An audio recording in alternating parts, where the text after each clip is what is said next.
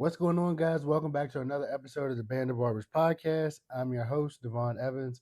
Thank you guys for tuning in and joining us this evening. Can I ask you guys a question?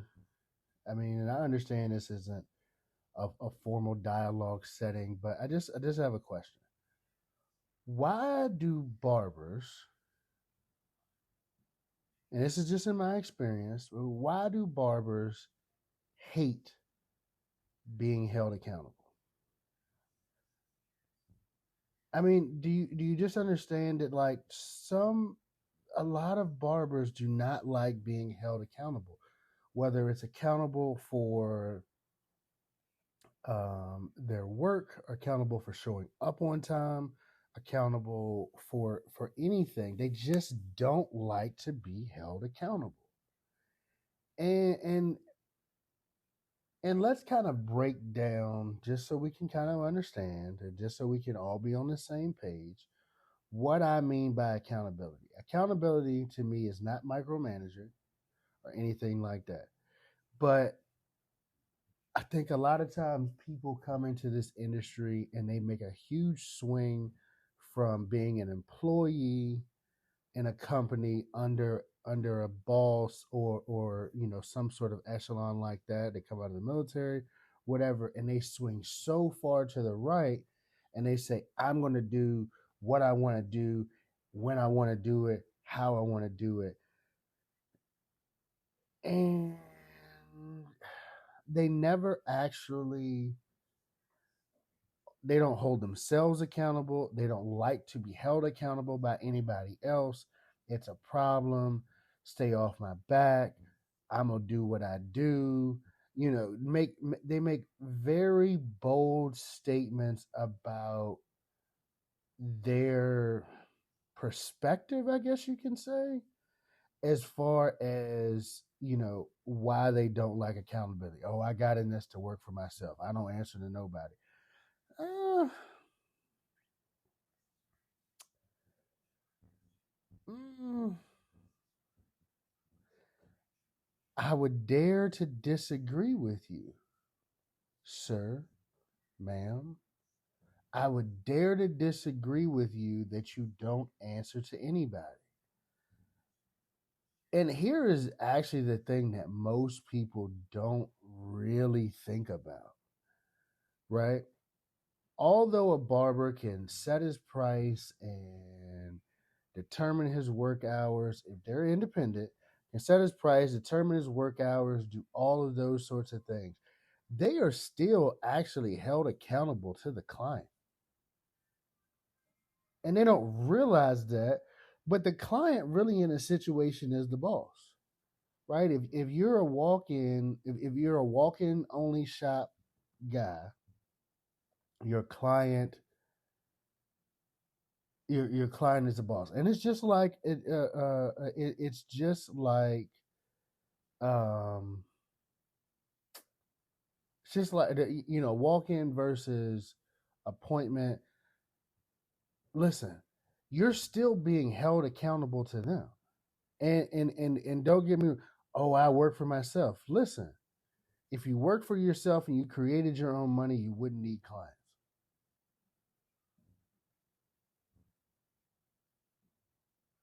If you worked for yourself and you did not need any money, you wouldn't need clients.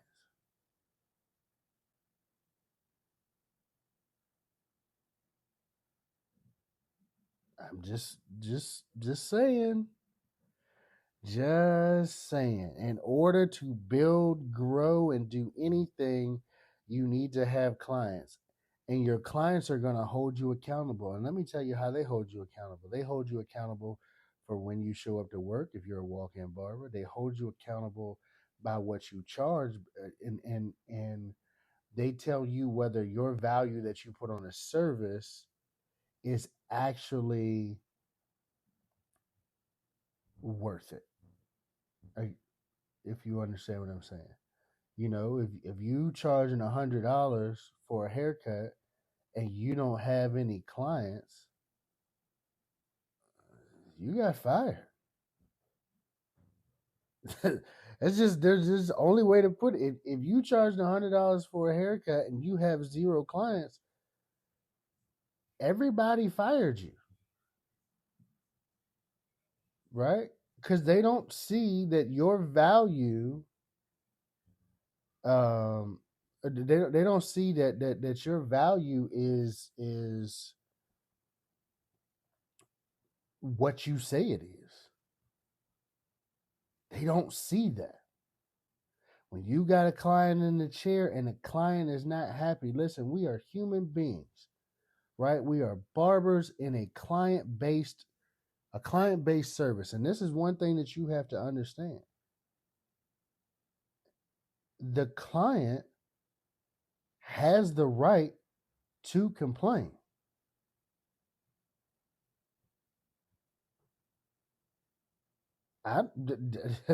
It just is. The client has a right to complain. The client doesn't like the way that you did X, Y, and Z. They have a right to say that. The client doesn't like the way you. They have a right to say that. Can't be mad at them. They're holding you accountable. The line's a little crooked. Oh, okay. Now, you may be upset with them for stating that the line was crooked, but and this is from my experience, right? If the line is crooked, you probably skipped a step somewhere. And this is what I mean by that. For myself, I'm short and my arms aren't that long. I'm just being honest. I'm a short guy. I'm 5'7", right? I don't have my wingspan is not that large, right? So I had to find a way to do my lineups in the best possible way that I can. So what do?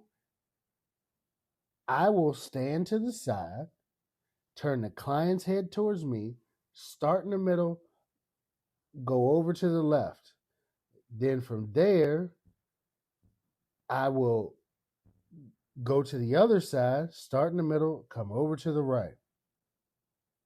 Right? Once I've done that and the line seems like it's straight, I then turn the client towards the mirror, stand behind the client, and look at the client from behind him. So from behind him, so I can see what's going on.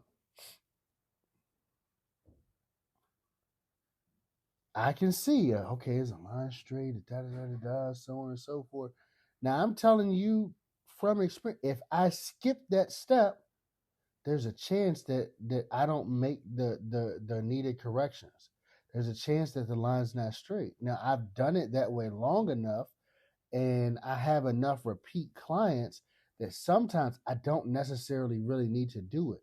But guess what? I still do it. I still do it. And some of you need to remember the old adage: slow and steady wins the race. Slow and steady wins the race.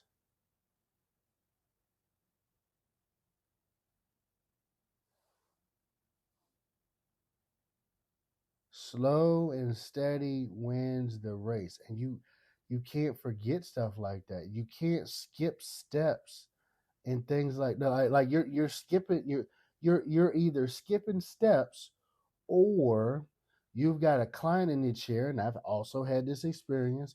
You have a client in the chair that won't sit up straight, that won't turn his head towards, do whatever they need. They won't put their head in the right place, right?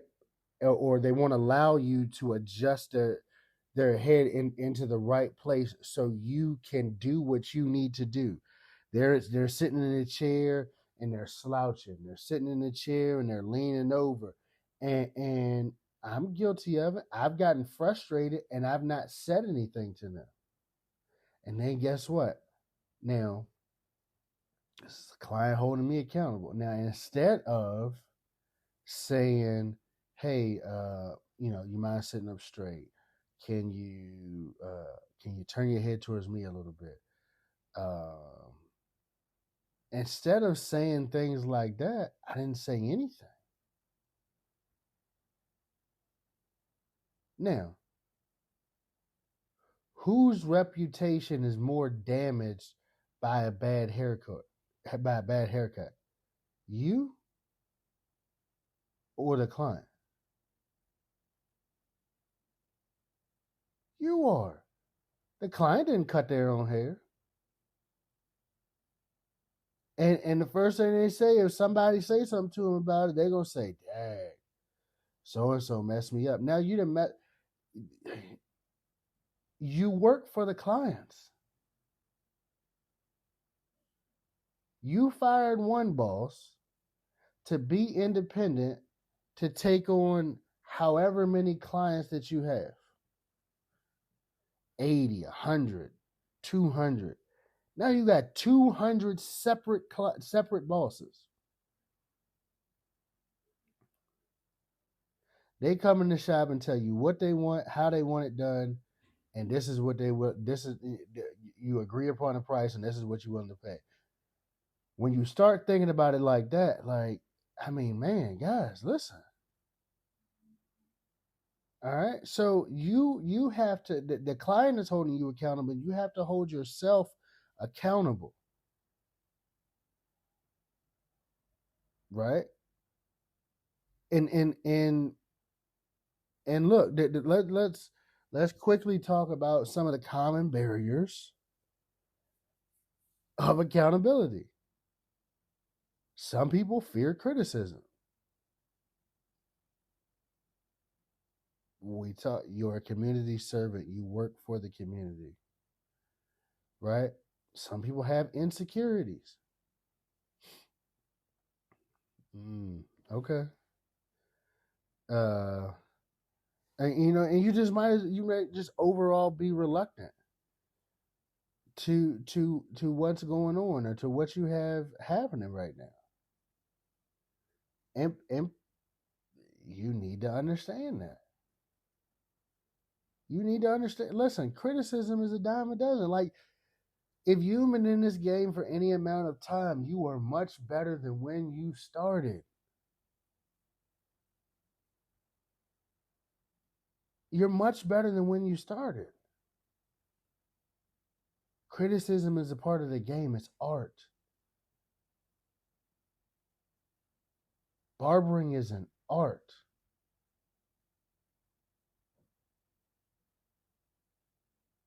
And the appreciation of art is subjective.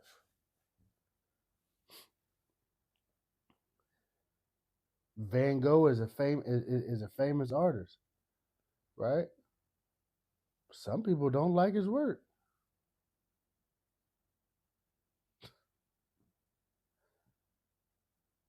Basquiat, famous artist. Some people don't like his work. What is it? I believe Michelangelo in the Sistine Chapel. Some people don't like his work.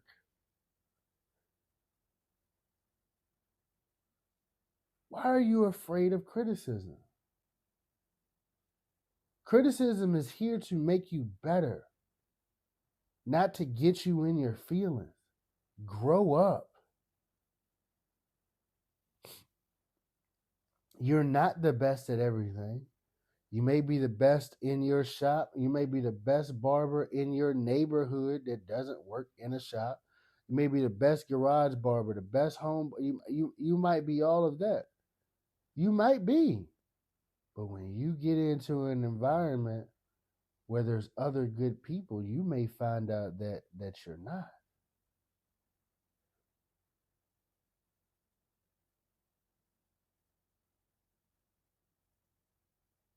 You may find out that you're not. Don't fear criticism. Don't fear being number one being number 2, 3, 4, 5, however many people. Don't fear being at the bottom of the totem pole. Because you don't have to always be there. Learn. Ask questions. Look at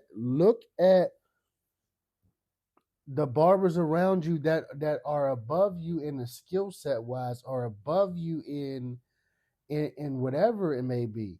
You know, a lot of times skills can be discussed. Customer service can only be observed.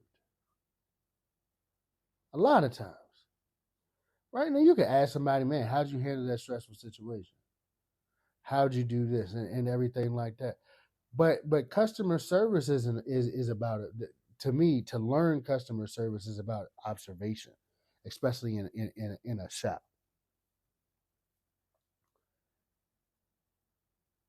Right? I always keep in mind, and this is just a rule that I have, if a customer doesn't like something that I have done and they say something about it, guess what's the first thing I say to myself? Huh. You know, they may be right. I don't say, well, they should have da. And you know what I'm saying, they won't doing this, and you know what I'm saying, they don't take care of their hair, and boom, boom, boom, boom, boom. No. They may be right.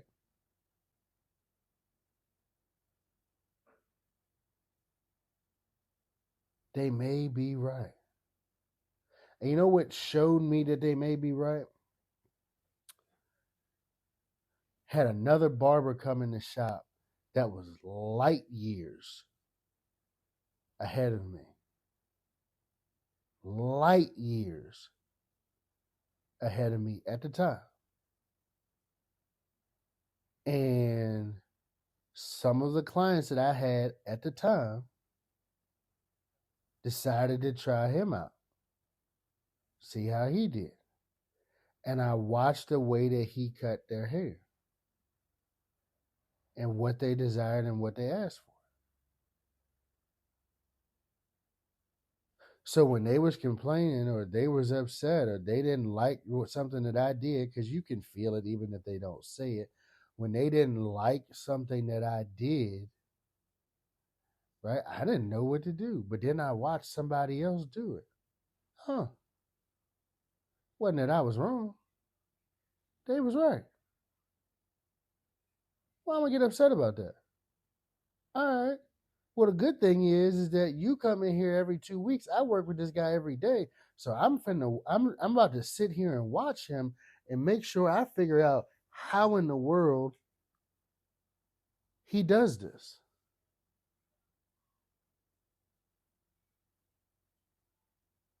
I want to know how in the world he does this. So that's what I did. That's exactly what I did. Right? And the other thing I tell you guys is you know, don't worry about the barriers. The barriers are really about you. And that brings me to my next kind of point of, like, you know, you need to be self-aware. Self-aware. What are my strengths? What are my shortfalls? Be self-aware. What are my strengths? What are my shortfalls? And guess what? Don't just lean on your strengths. This isn't an environment where you can just lean on your strengths. You're always going to be better at some things than you are other things. But I'm telling you right now, if you only focus on your strengths and pay no attention to any of the other things that may be your shortfalls, you are going to get exposed. exposed. And I mean a lot. You are going to get exposed. When I didn't really understand how to use shears effectively and things like that, you know what used to happen for me? I would get entire days where I have nothing but shear cuts or scissor cuts, whatever you want to call it. I'd have nothing but scissor cuts all day long. And I'm over here sweating and stressed out and everything like that. And I'm angry. I don't know what's going on. I can't figure it out. I can't get the hair to move the way that I wanted to do. All of that kind of stuff. Is it the client's fault or is it my fault? I'm gonna hold myself accountable. That's a shortfall that I got. So what I can do is block off those clients and say, making a bunch of excuses of why I'm not gonna work with them, or so on. So I can make those excuses, or or I could learn how to do this so I'm more comfortable in the situation. I could learn how to and that's what I did. I learned how to do this. I learned how to do this and make this comfortable for me. I had enough of a barber's eye to understand what they were asking for. I gave it my best shot to give them what they were asking for. I don't care if it took an hour and a half. It was going to be clean and it was going to be the best of my ability. I don't care how long it took. If they was willing to sit and be patient with me, hey, please be patient. This may take me a little longer than normal, or what what you're used to, but I'm going to give you an effective. I'm going to give you the best service that I could possibly give you. Just be patient with me. I would. I give them the best service I could possibly give them. Was it always the greatest? No, but it was the best that I could give them, and they knew that because I communicated with. I was aware. So I worked on my shortfalls. I pulled out mannequins um, in the shop and worked on different stuff and asked questions of the people who were better at shear work than me. I worked on all of that stuff, right? And that's how I pushed through and overcame like the challenges that I had because I held myself accountable. This is where you fall short, Devon. But if you let this fall short, and this was the thing. This is what was coming in the door, and this is what was coming in the door on a regular basis.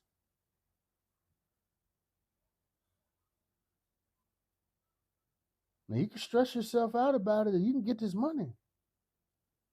But if you don't get this money, you need to get better at this service because that energy that you're putting off, that you're nervous, you don't understand what you're doing, everything like that, clients can feel that.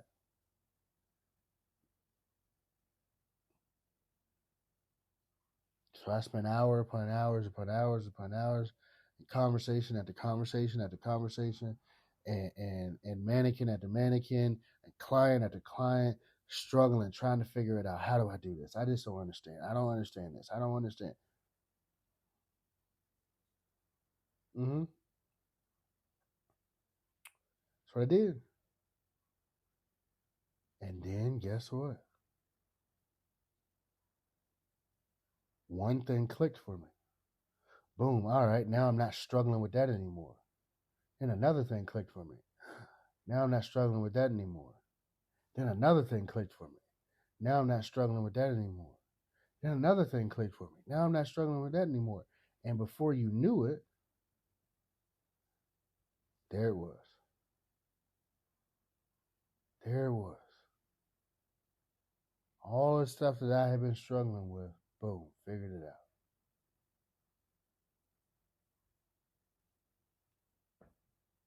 It's that simple. It was really just that simple.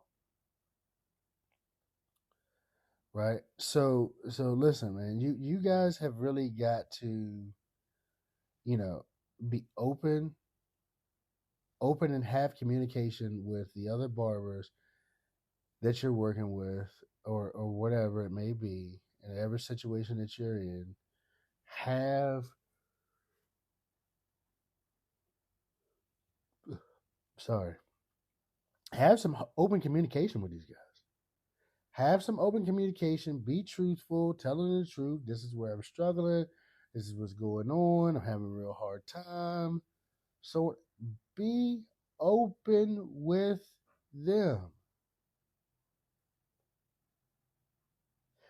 Because I'm going to tell you this, and especially for men, if you act like a tough guy, they're going to treat you like a tough guy. But when you say, look, I am being humble, asking you questions because I really don't understand what's going on. When you say things like that, guess what?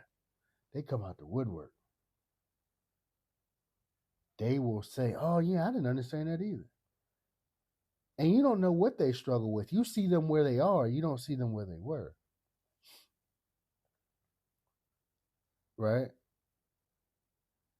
Have some open communication. Develop, and also develop your mindset. Like, again, like I said, you need to change the idea of I'm my own boss. No, you're not. You get to control a few things, but however many clients is on your roll sheet is however many bosses that you have. And each one, and the unfortunate part is that when you had a job and you only had one boss, you only had one personality to deal with. You only had one personality to deal with. If you got 200 clients, you got 200 different personalities you got to deal with. 200 different people that are in charge and purchasing some of your time to tell you what you are going to do or what service you are going to provide for them, or asking you to provide them with a service. Yes, you can hire and fire clients just like clients can hire and fire barbers. I get that. But if you and the clients have agreed upon that you're going to be their barber, and you said that you're going to be their barber and they're going to be your client, in a nice way, they just became your boss. I'm just saying. Just saying. So keep that stuff in mind, man. Keep that stuff in mind. Really, really keep it in mind. Stop being afraid of accountability. There's nothing wrong with it. I'm sure at some point we've all heard iron sharpens iron. Yeah, well, iron can only sharpen iron if they choose to work together.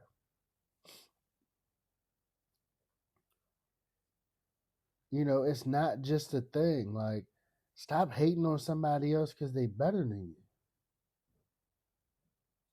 Or you feel like in this area, I'm better than them in 20 different areas, but they better than me in this one. And guess what? That one area that they better than you in is where you need help. So ask questions. Because that one area may be costing you money, and it could be costing you lots of money. I'm just putting it out there, guys. I'm just putting it out there, guys, for you to understand and get it. Like, yo, it may just be costing you money. And I don't know about you, but I got bills every month. I got an iPhone with I got an iPhone with apps on it, so I got bills every day. Well, you know how Apple works. They bill you every single day for something. I have bills. I have things that need to be paid. And in order for them to be paid, I have to go to work. I don't get money if I don't go to work. So the last thing I'm gonna do when I get to work is to refuse to do a service because I don't know how to do it.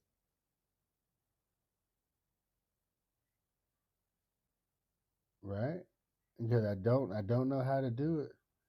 And I'm gonna say this: if you get into a situation and you're struggling that much and you don't really know, you could ask another barber around you for some help, or you could tell the client, "Look, this is what I'm capable of doing." You can be honest. If you jumped in and you given it a try and then you got stuck and you can't figure it out, you can be honest and say, "Look, I don't really necessarily like what you asked me to do as far as the directions, or I'm struggling with it." Be honest. You could say what you want to say.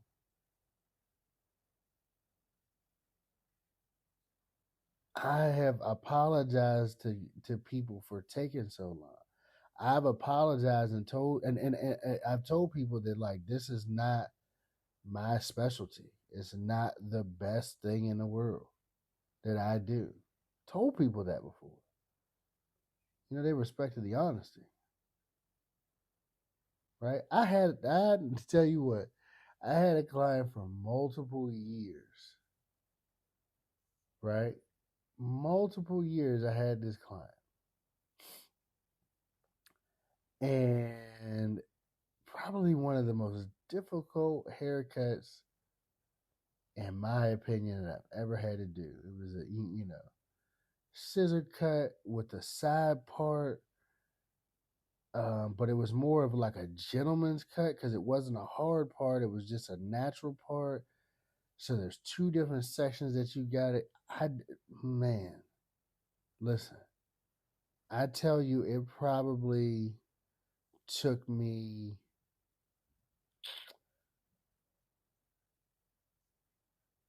anywhere between a year to 18 months to figure out and create a haircut with him that I actually really liked.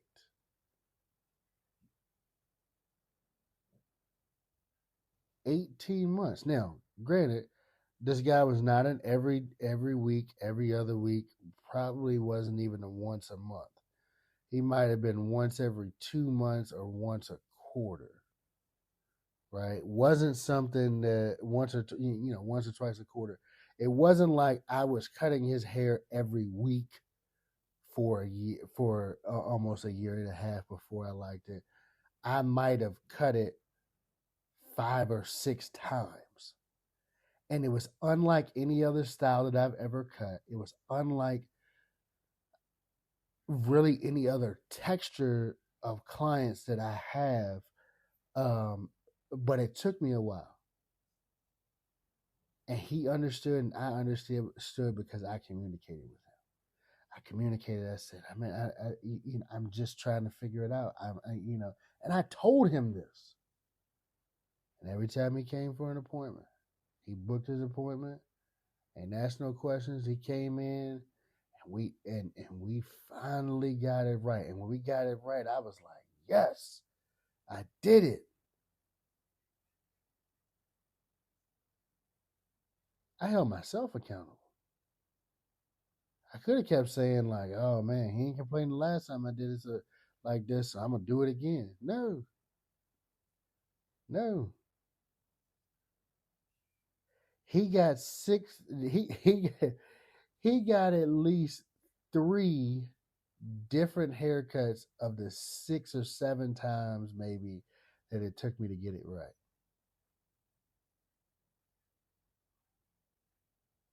It was and all, just let's keep in mind, this was all supposed to be the same haircut.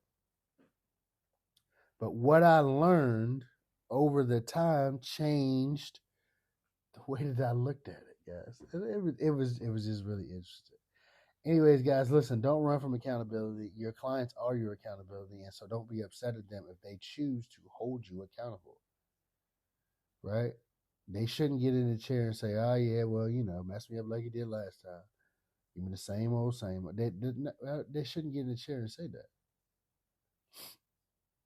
right? But you should be able to foster a healthy conversation with them about something that you do not like about a service that they provide.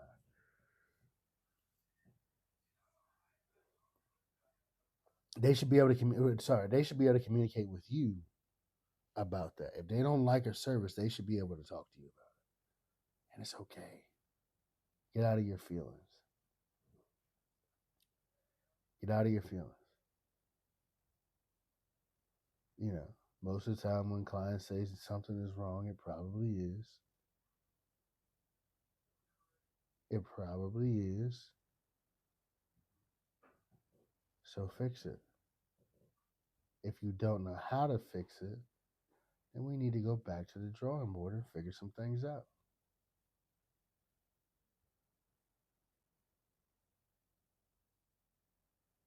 That's all there is to it. Go back to the drawing board, figure some things out. Watch some videos, take some classes, talk about what you're struggling with. Guys, listen, if you made it this far at the end of the episode, I'm gonna challenge you. Um, I'm gonna challenge you. I want you right now. I don't care where you are in your career. Write down the list of your strengths and your shortcomings. Your strengths and your shortcomings. I just want you to write them down.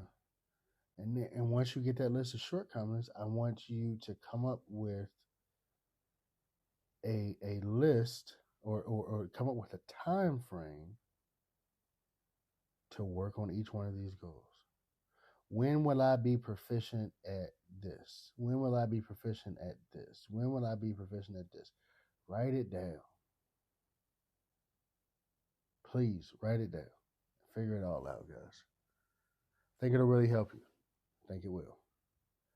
You guys have a good night. I appreciate you guys for tuning in. Thank you. Once again, I'm your host, Devon Evans. This has been another episode of the Band of Barbers podcast. Good night.